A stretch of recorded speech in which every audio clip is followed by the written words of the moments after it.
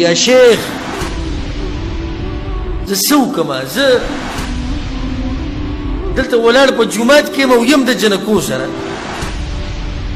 ولاړ په جومات کې یم او ژوند تېروم د ډم سره.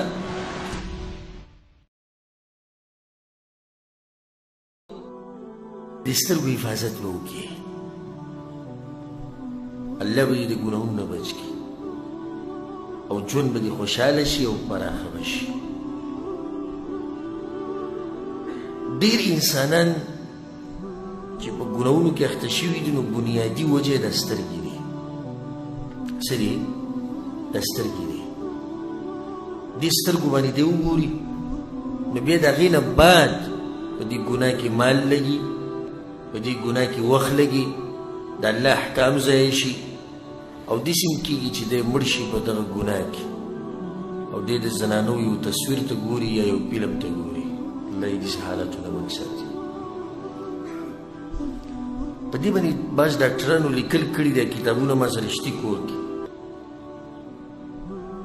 وایي بار بار د زنانو دې تصویرانو ته کته او بار بار فلمونو ته کته، دا په انسان کې ډېر بیماریانې پیدا کوي.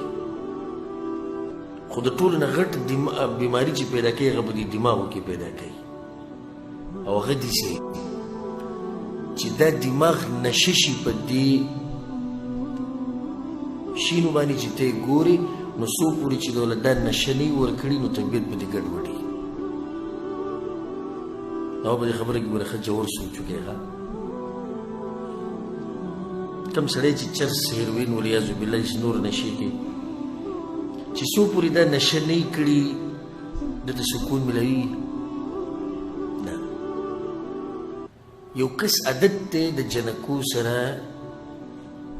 په غلطو رابطو، غلط تصویران، لغړ فلمونه، فحش تصویران، سندرې، غزلې او واخواتها.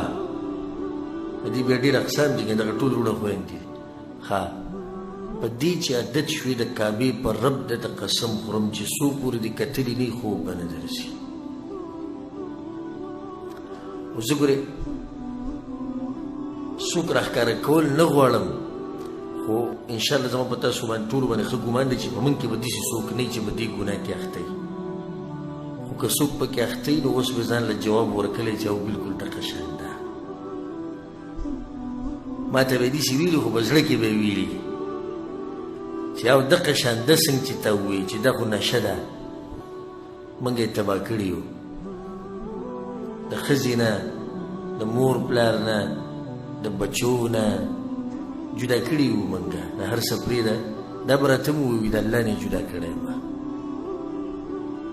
ځکه چې ته د فحش تصویرانو ویډیوګانو سره چې عادت شوې که نه د الله دې کورونو ته به یې نه شي راتلی.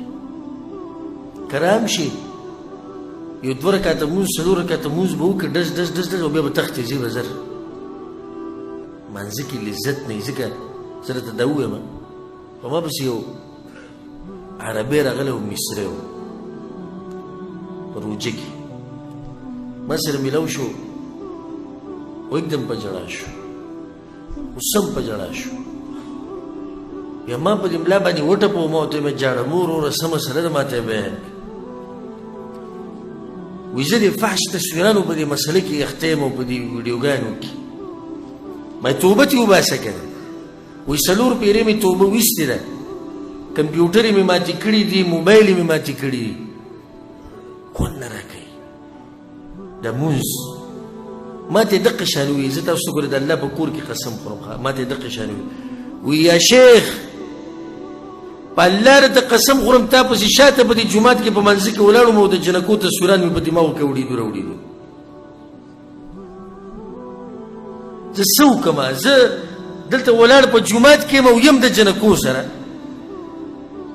ولاړ په جومات کې یم او یم د انډیا د فلم سره، ولاړ په جومات کې یم او ژوند تېروم د ډم سره. بیا ما ته یې دا وایي، ما ته وایي چې ته څه وایې چې الله به دغه مونځ قبول کړي. نو ما ورته په جواب کې دا وایي، ما دا خو چې ته ما سره ولاړې اوس ته ما ته ولاړې ما ته او دغه دیوال ته دې کتو که نه زه دلم خبره نه منم زه دلم یو دیکه در کوم چا خو زه مړم بې ادبه ولاړ ماته او ګورې هغه طرف ته دا خو ته زما بېعزتي کې نو چې عرش والا ته ودرېږي او سوچ د دغه شینو کې